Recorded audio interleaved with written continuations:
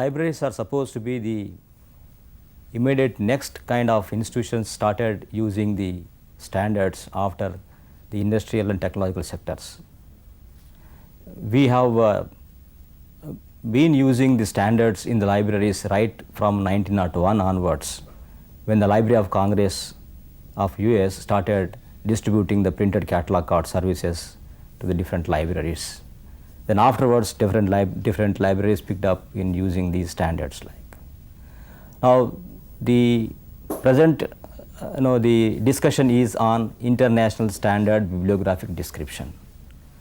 Now standards are just nothing but they are the specifications set up by common consent or agreement, so that can be used as, or that can be followed as a common minimum in all the pursuits. Now standards are going to bring uniformity, order, consistency, efficiency, etc. in all aspects. So therefore libraries also started using the standards. Now the standards in the bibliographic description is one important area that is of greater interest to the people, those who are concerned with the documentation list, preparing of documentation lists, catalogs, bibliographies and other kinds of lists. Now this standard is really going to help in exchanging and interchanging or communicating the bibliographic data among all the libraries, maybe within the country or cross border countries. So there was a long history as far as the bibliographic standards are concerned. Now each and every catalog code is a standard code.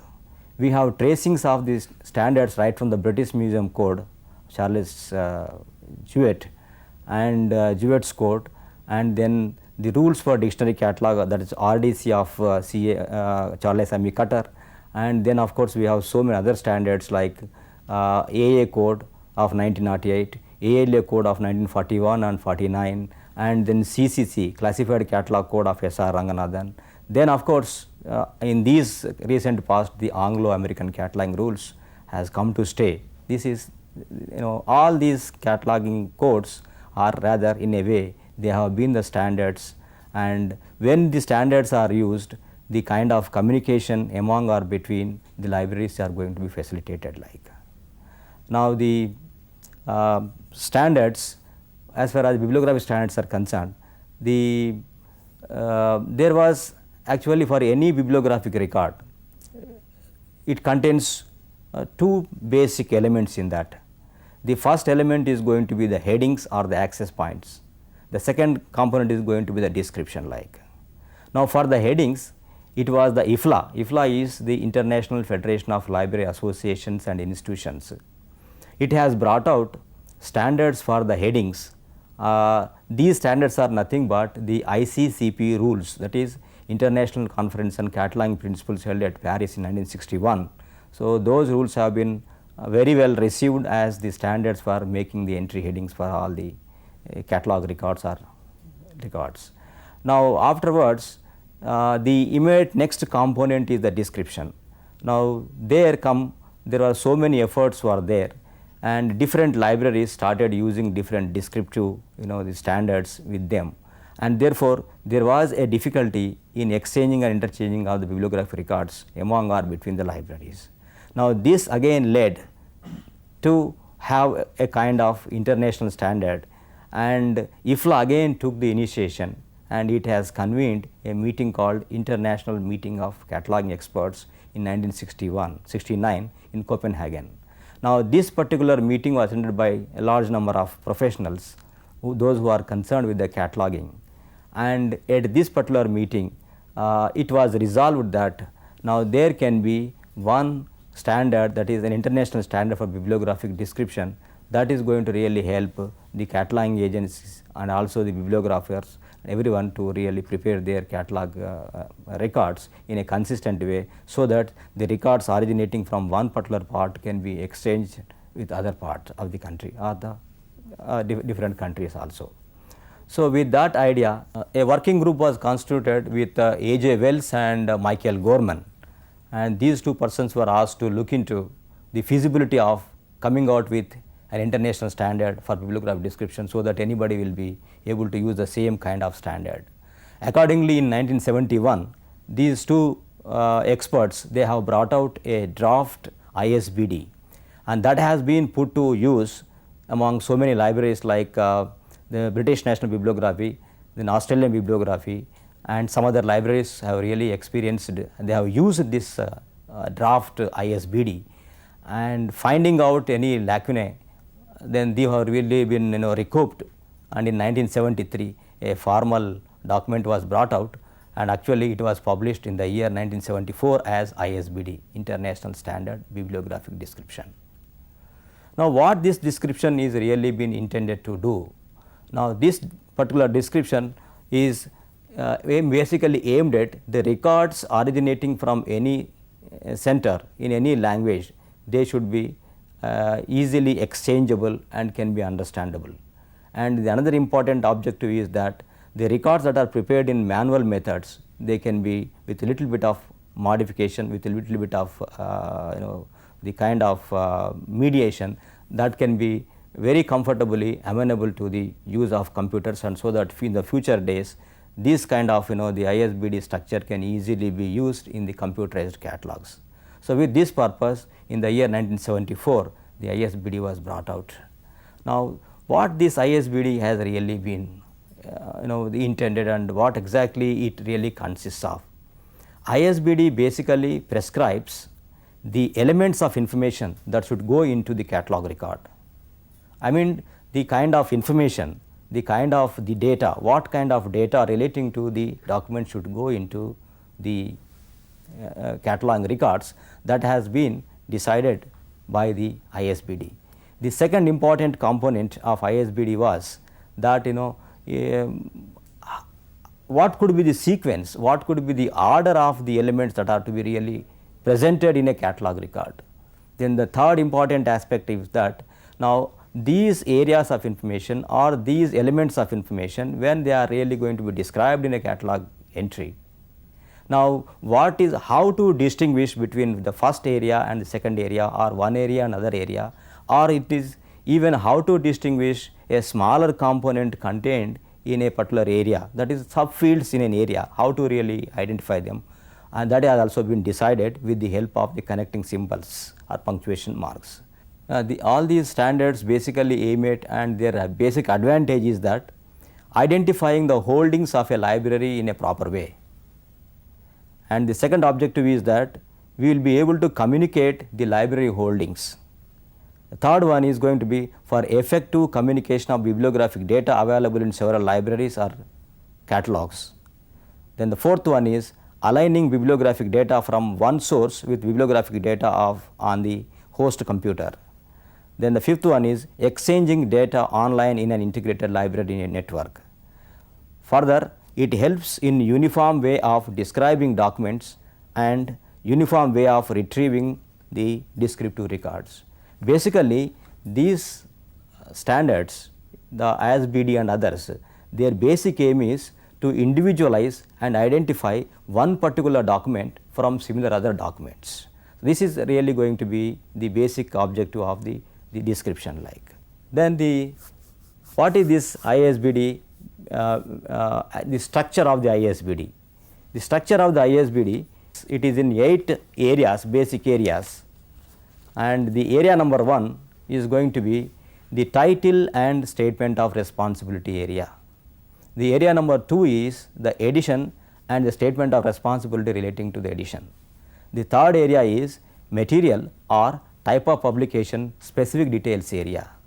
Then the fourth area is publishers, distributors, etc. area, which earlier used to be called as imprint area. Then the fifth area is going to be the physical description area. Then the sixth area is the series area. The seventh area is going to be the notes, if there are any details etc. we have to really write, that is the notes area. And the last area in the description is going to be the international standard document number and the terms of availability. These are basically the 8 areas that will really go into a bibliographic standard like ISBD. Now, in precisely speaking in ISBD M, what we call it as International Standard Bibliographic Description for monographs, that means for the books and pamphlets. Now, one particular area, that is the third area in this that is called the material or type of publication specific details area. That area is not applicable here, otherwise there are totally 8 areas, but 7 areas are only applicable for the ISBD M, that is for the monographs, I mean the books like. Now, this is what the ISBD.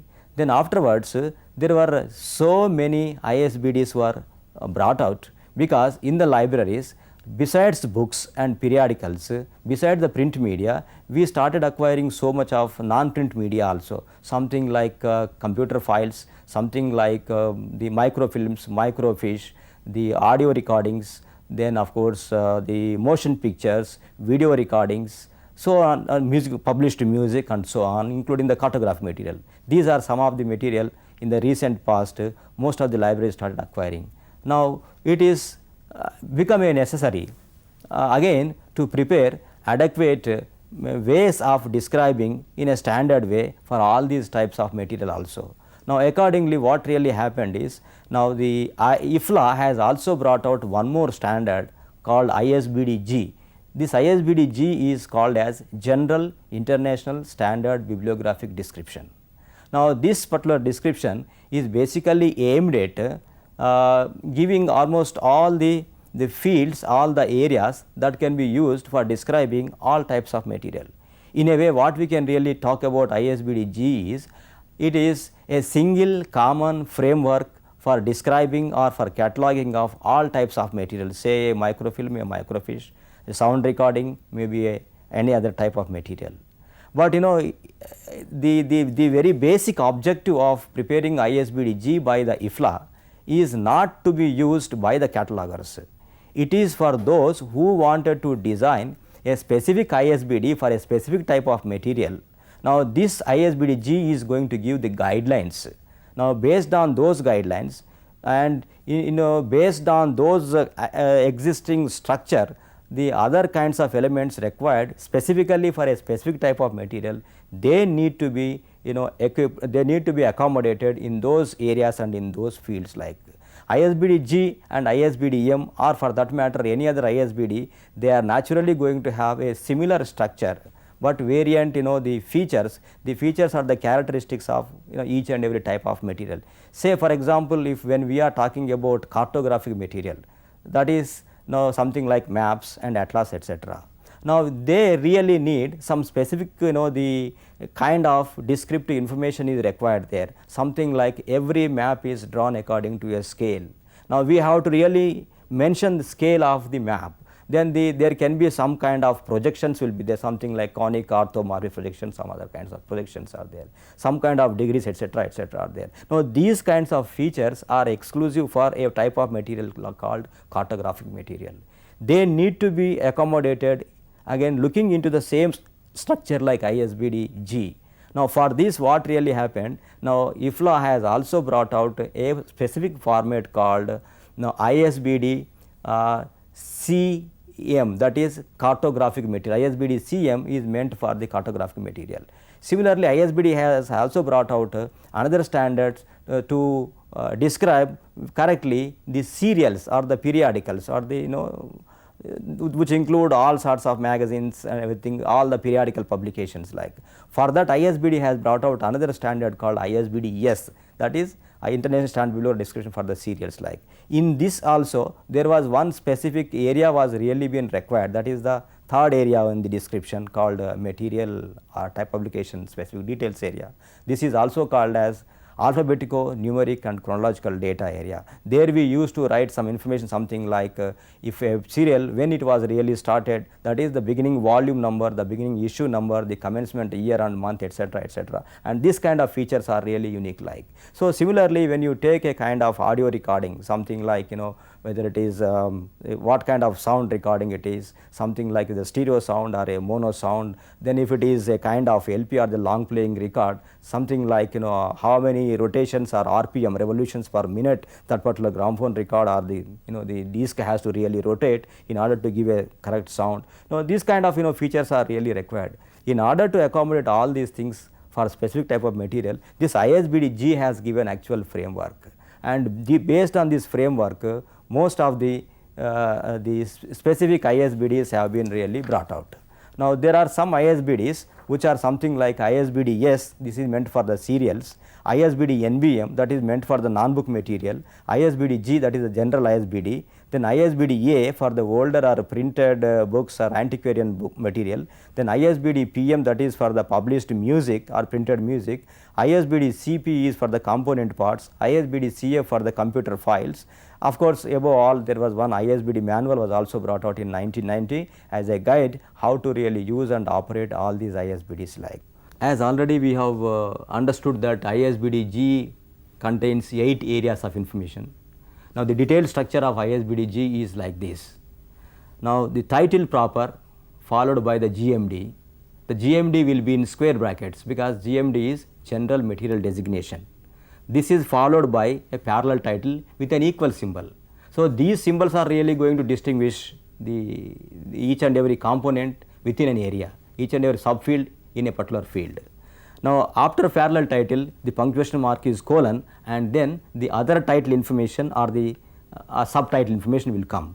This is followed by a diagonal slash. With the slash we add the first statement of responsibility, then followed by that semicolon the subsequent statements of responsibility, and after this particular area, that is the title and statement of responsibility area is over, there is a kind of punctuation mark called full stop space dash space. Then comes the second area is addition statement and followed by a slash with the statement of responsibility relating to the addition will be there. Then full stop space dash is the distinguishing mark between that particular area and the next area. The next area is the material or type of publication specific details area. Now, this varies from each and every specific type of material like cartograph material, maybe the serials, maybe the computer files. Some of them whenever they use this particular thing. Then this is followed by the full stop space dash space, that means this area is over, and then the next area we are commencing, that is the publishers, distributors, etc. information. It begins with the first place of publication, semicolon, the subsequent subsequent place of publication, then colon, the first publisher, etc., then comma, the date of publication or the year of publication. This particular string is also being called as imprint area. This is normally in our context it is the publishers, distributors, etc. area. Then next area is extent of item, that is it is talking something about how many number of volumes, how many number of pages, etc. are there, plus other physical details, something like any illustrative information is there, that is used with the colon punctuation mark. At the end of this particular physical description area is preceded by the punctuation mark semicolon, then we write the dimensions of, that is the size of the document. Then after this area is over, full stop space dash space is the punctuation mark, and then we write the information about the series. The series information will be in parentheses, that is in circular brackets. So, in the series, the title proper of the series oblique, the statement of responsibility relating to the series, then comma, ISSN number of the ISSN of the series, followed by a semicolon, the serial number will be there. Then of course, similarly there can be also a title of subseries, and then by a comma ISSN of the subseries, then followed by a semicolon, the numbering within the series, subseries, and the parenthesis will be closed. So, the whole information about series will be in parenthesis. Then full stop space dash space to individualize that particular area, and the next area is the note or notes. So, any additional information that is really required to be recorded in the catalog record or bibliographic record, and which cannot be accommodated into any other areas, now that can really come into the note section.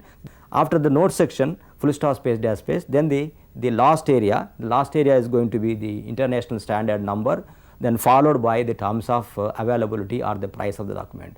Now, to be very honest, now once the ISBD was for the first time brought out in 1974, even during those days was also there were very little or inadequate rules were there for the non-print material, and most of the libraries like in UK, US and Canada, now they started using their own the descriptive rules. Even for that matter, now till the ASCR 2 was the brought out, now people started using, that is ALA catalog code, and that was really dealing with the descriptive rules of Library of Congress only. Once these ISBDs were really brought out in 1974, from that onwards immediately ASCR has taken a decision to adopt in toto the ISBDs into AACR, and it has replaced the already existing the descriptive rules of the Library of Congress, and supplemented or again overtaken or taken over by the ISBD rules. And coming back to the non-book material, now Canadian Library Association and then British Library and then UK, US and all other countries, they have started using their own ways and methods of describing the non-book material.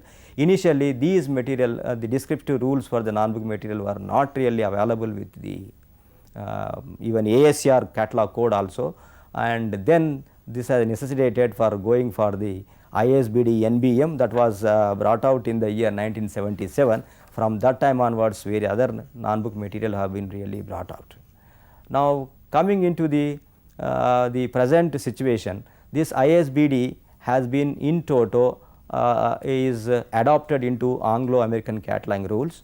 Now this particular rules, Anglo-American cataloging rules, is the latest catalog code that is also considered to be an international standard catalog code, giving the norms and rules out the guidelines as to how to catalog or describe any document like.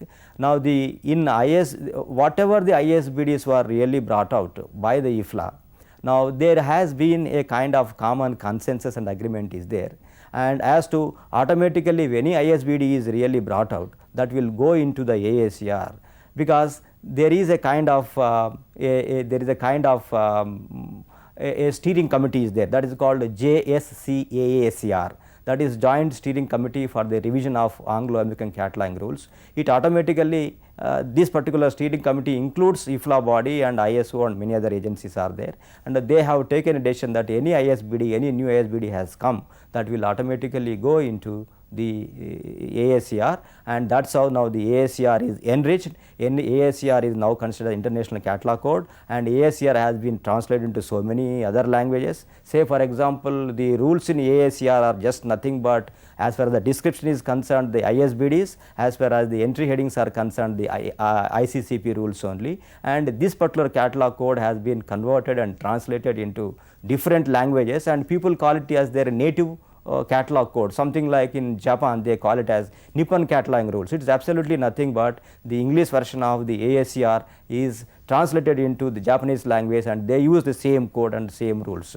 So that is how now the international standard rules have come into the descriptive, the description and also for the entry headings, and this has become a common feature that both the librarians and the documentalists or the bibliographers, they started using the AACR2 rules, and these rules, because of using of these rules commonly by all the agencies and institutions either within the country or abroad, now taking the records and the files, bibliographic files from outside agency and merging with the existing records here in this particular part or some other part, and then creating new files and new records has become very easy.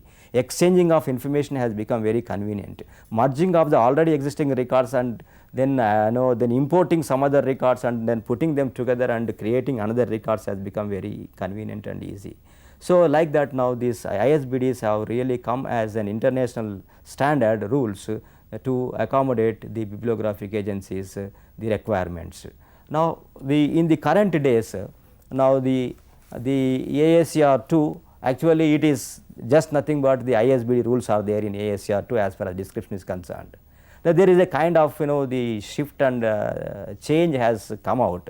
Now when AACR 1 was being when one was published, now the more concern and concentration was there on the access points and entry headings like. Now then of course when AACR 2 was brought out with ISBD descriptive rules also, now they have shifted the focus from the access points to the description like.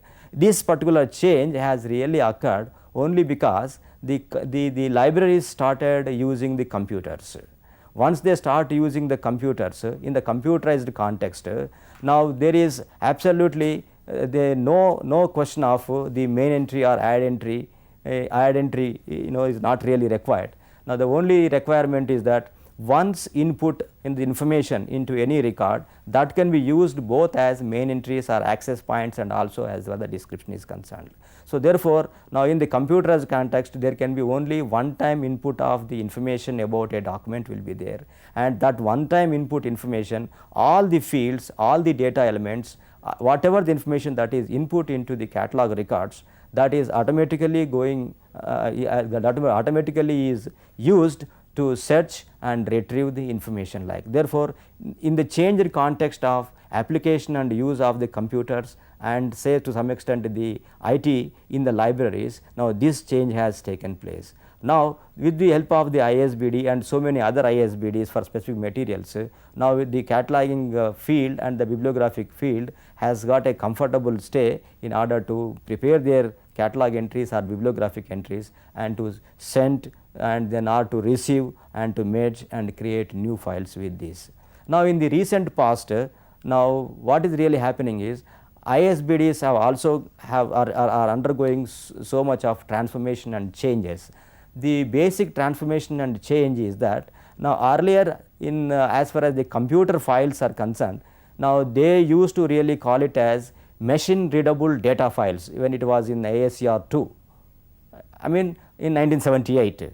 Now, afterwards this machine readable data files now probably they felt it is a misnomer, and in order to accommodate a wider the kind of type of material that is originating from the computers, now they have changed it to computer files. This is chapter 9 of ASCR2, and in chapter 9, that is in the part 1 of ASCR2. The same chapter 9 has again been further recently in 2003. It has been again brought out as it is electronic resources, ISBD ER.